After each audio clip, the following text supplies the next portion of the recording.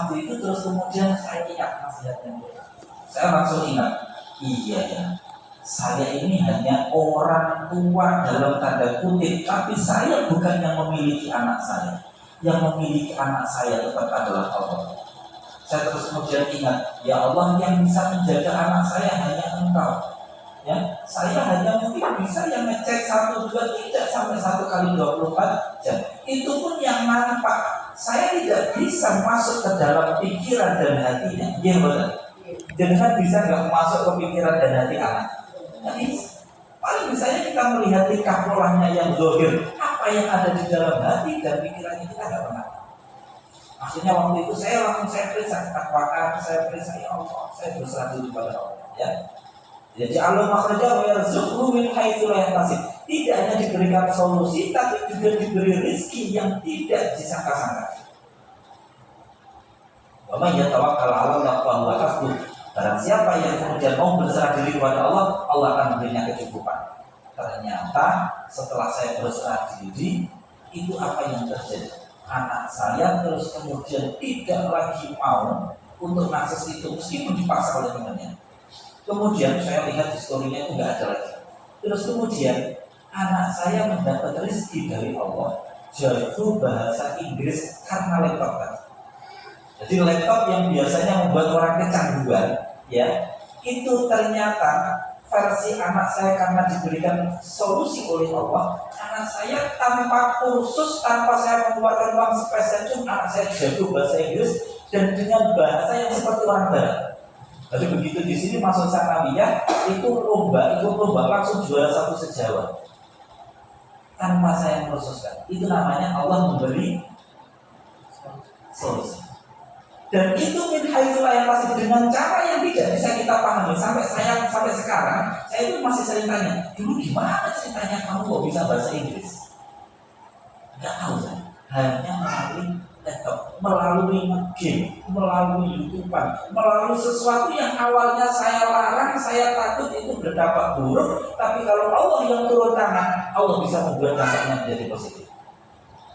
Lu bayangkan anak saya itu sampai minus 3 saking parahnya. Ya. Tapi kalau Allah yang turun, sesuatu yang bagi kita negatif bisa menjadi seperti Allah mengubah awan sel telek menjadi protein. Telek itu namanya telek. Tapi kalau Allah yang turun tangan, ya, telek itu bisa jadi dimakan ayam, dimakan lele. Itu jadi protein. Dimakan tanah menjadi menyubur jadi cabai.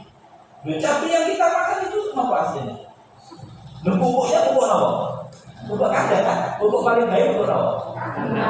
Iya, tadi tahu? Dirubah jadi pedas. Siapa yang mampu? Allah. Maka perlu bagi kita wabil akhirat yuqinu, yakin. Ya, ketika Al-Quran sudah berbicara la raiba fi, tidak ada keraguan, harus yakin. Maka kalau pengen hidupnya benar, ikuti petunjuknya Al-Quran, hudan lil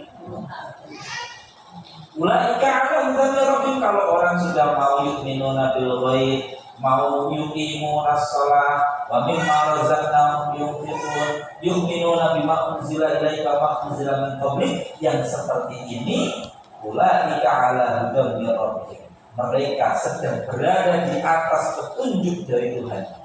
Kalau sudah berada di atas petunjuk, ya sudah, hidupnya akan selamat.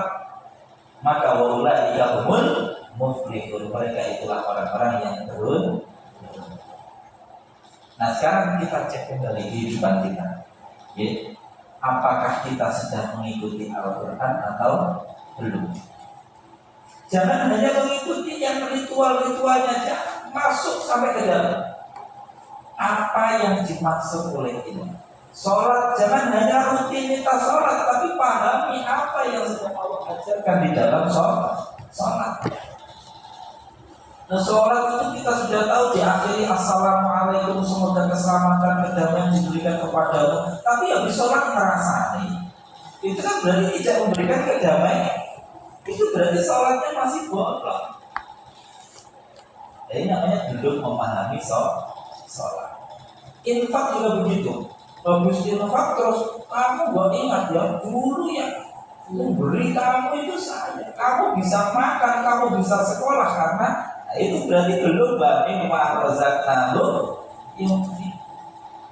Ini yang perlu kita ingat ya, di dalam keseharian kita. Agama itu tidak muluk-muluk. Agama itu yang sehari-hari. Di ila fi Quraisyin ila fi rihlatasyita'i was-sayf falyabudu rabb hadzal bait alladzi at'amahum. Kenali Allah. Allah itu siapa yang memberi kamu makan? Alladzi at'amahum min ju' wa amanahum min khauf, yang memberimu rasa aman. Itu Allah. Makanya dalam doa-doa kita keseharian kita disuruh mengingat kepada Allah, mengingat hari akhir. Bayangkan kalau kita mau makan, doanya disini, Allahumma barik lana fima rozaqtana. Apa artinya? Ya Allah, berikanlah keberkahan terhadap apa yang Engkau rizkikan. Jadi dari siapa rizkinya? Allah. Terus kemudian tidak berhenti di situ. Ya, Allahumma barik lana fima rozaqtana apa? Wa qina adzabannar. Ingat akhirat. Takut jangan-jangan makanan ini setelah menjadi tenaga saya gunakan untuk keburukan. Wa qina adzabannar. Jaga saya dari neraka. Maksudnya apa? Jaga jangan sampai saya melakukan perilaku yang mengantarkan saya menuju neraka. Ini namanya wabil akhirati yuqin. Makanya kemarin saya itu kaget, saya kaget. Kemarin saya cerita di mana itu saya cerita. Saya kemarin wawancara santri masuk di An-Nur. Itu ada sekitar 10-an santri. Saya tanya semua itu. Kamu setiap hari sholatmu yang bolong apa? Itu hampir 10 calon santri itu semuanya bilang ada yang bolongnya. Kalau enggak asarnya, ya terus subuhnya. Kalau enggak ya ada yang isyaknya, ada yang zuhurnya. Loh, padahal kamu di rumah, dia di rumah. Pikir saya, terus orang tuanya apa enggak mengingatkan? Ada yang sama orang tuanya, kan kalau dibangunkan subuh sulit. Loh, ini berarti sulit tapi tidak dibangunkan. Ini berarti kan membiarkan anak menuju. Loh, gitu kan? Berarti belum sayang sebenarnya kan? Kalau sayang sebenar-benarnya kepada anak, harusnya kan benar-benar ada doa. Kamu nanti ini, kamu yang repot sendiri nanti di akhirat.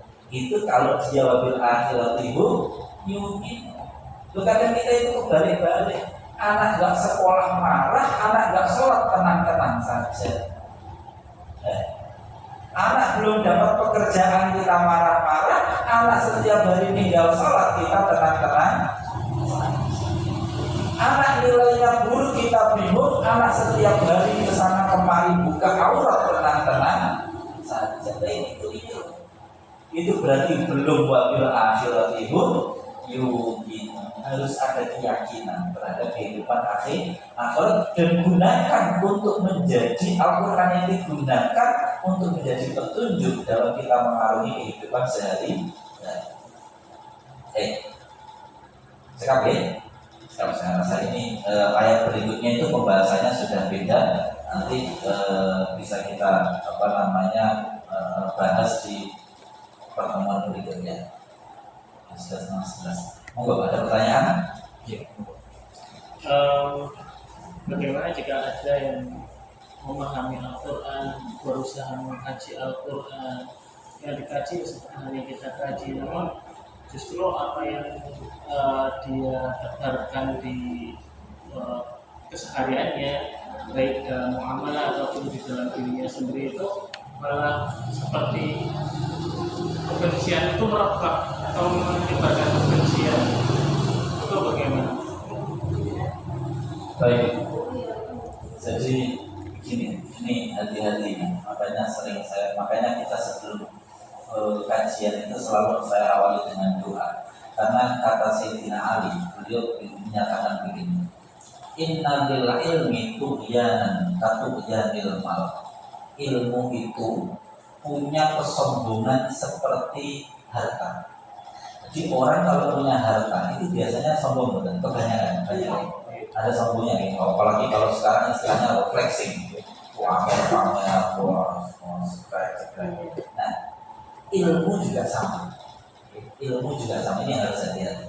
Orang-orang yang berilmu juga banyak yang kemudian membuat dia jadi sombong.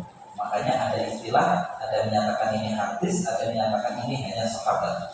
Manizdada ilman walam yazdad hudan walam yazdad minallah illa bu'dan. Barang siapa ilmunya tambah tapi hidayahnya tidak nambah, justru ilmunya itu membuat dia jauh dari Allah. Mengapa kok seperti itu? Karena sebenarnya orangnya, karakternya, sifatnya masih sama, hanya beda pelampiasan. Preman dulu, waktu preman belum punya ilmu, itu ya malak orang, malak orang, mintai orang duit. Begitu dia sudah tahu ilmu, ganti ekspresinya, nyalah-nyalahkan orang. Itu berarti sebenarnya jiwanya masih preman, hanya beda model. Paham ya? Dan ini hati-hati. Makanya kalau punya ilmu, ilmu itu sebenarnya untuk apa? Untuk memperbaiki diri kita sendiri itu. Maka istilahnya Al-Quran, anfusakum, jaga dirimu sendiri. Ibda binafsik, mulai dari diri kita sendiri. Maka sering kali dalam ngaji seperti ini yang sering banyak saya sampaikan, jangan fokus kepada orang lain, fokus kepada diri sendiri. Maksudnya apa? Gunakan ilmu itu untuk memperbaiki diri dulu. Anfusakum, baru ahliku, baru kemudian ahli itu yang sering disebut ahli dalam Al-Quran itu adalah istri dan anak. Yang pertama istri, ya, itu sering disebut ahli. Misalkan khairukum li ahli, sebaik-baik kalian yang paling baik kepada ahlinya. Itu yang dimaksud adalah istrinya, ya. Dan istri kemudian anak, ya, tapi istri dulu. Nah, oleh karena itu anfusakum itu perbaiki diri kita sendiri. Jadi makanya termasuk yang bahaya sekali pas sudah ngaji terus kemudian duding. Ini kayak begitu. Ini itu berarti melupakan diri. Jangan sampai yang seperti itu. Makanya kita kalau punya ilmu, fokus perbaiki diri kita. Fokus perbaiki diri kita, termasuk ilmu itu jangan salah posisi. Saya ambil contoh. Ilmu yang salah posisi, salah penerapan. Dengan pas ngaji, dengan pas ngaji, terus dapat petuah, dapat nasihat, bahwasanya sesuatu yang termasuk disukai Allah adalah birrul walidain. Nama birrul walidain, berbakti kepada kedua orang, termasuk yang Allah sangat murka marah itu hukul walidain, durhaka kepada orang. Dengan dapat nasihat itu langsung ingat siapa? Ingat anak apa ingat orang tua? Kalau kita benar, kita ingat diri kita. Ya Allah, apakah saya sudah berbakti kepada orang tua saya? Ya Allah, jangan-jangan saya durhaka kepada orang tua saya. Ini yang benar. Contoh yang salah begitu dapat nasihat begitu, tuh anakku kok tak ngomong aneh. Nah, dia tahu langsung pulang. Dengerin tadi mak ngaji itu termasuk dosa besar itu berdurhaka ke orang tua. Nanti nggak boleh. Ini hanya salah memahami nasihat. Nasihat itu untuk diri kita. Nasihat itu untuk diri. Jangan sampai. Makanya kalau di pesawat terbang, kalau pernah naik pesawat itu ada tulisannya. Jadi kalau nanti terjadi gangguan masalah, itu yang harus diselamatkan diri sendiri dulu. Yang harus diselamatkan diri sendiri dulu. Jadi misalkan ada masalah tekanan kabin berkurang, terus kemudian muncul itu namanya, yang alat bantu pernapasan masker itu. Ya, itu yang harus pakai. Misalkan dengan bawa anak, itu harus pakai sendiri dulu, baru nolong anaknya. Dan kira-kira ya seperti itulah, kita itu nggak mungkin kita menolong orang lain sebelum kita menolong diri kita sendiri. Maka fokus tolong diri kita sendiri dulu. Kalau ini sudah cukup, terus kita memperluas manfaat ilmu ini untuk orang itu pun sebenarnya dalam rangka agar kita juga mendapatkan kebaikan berikutnya, karena termasuk kebaikan yang akan kebawa sampai mati itu kan ilmu yuntafa'u bihi, ilmu yang bermanfaat, termasuk bermanfaat disampaikan pada orang lain, kemudian orang lain ini ikut mengamalkan. Kira-kira seperti itu. Ya. Jadi termasuk yang kita harus berhati-hati, jangan sampai ilmu ini justru menjauhkan kita dari Allah. Jadi kalau punya ilmu itu harus mohon hidayahnya juga, disebut ilmu yang manfaat. Ya, betul. Kira-kira seperti itu. Ada pertanyaan lain? Ibu, sekarang ya. Kalau sudah cukup kita tutup dengan bacaan hamdalah. Semoga Allah memberikan ilmu yang manfaat untuk kita semua. Semoga kita diberikan hidayah, maunan, diberikan pertolongan oleh Allah, diberikan kekuatan, diberikan kebaikan di dunia Allah. Dan semoga kita menjadi orang-orang yang berakhir dalam keadaan Rasulullah. Amin. Alhamdulillahirabbil alamin. Subhanakallahumma wa bihamdika asyhadu an la ilaha illa anta astaghfiruka wa atubu ilaik. Assalamualaikum warahmatullahi wabarakatuh.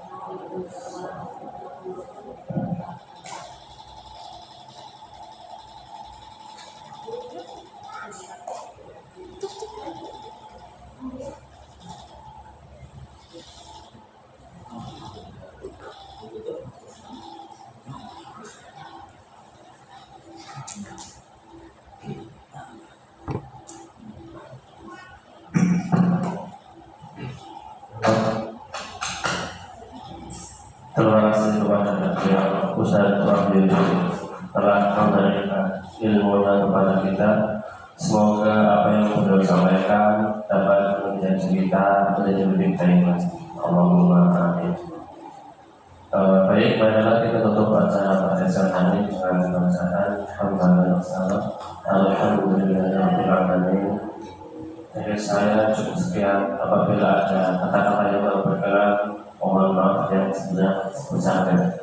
Alhamdulillah, warahmatullahi wabarakatuh.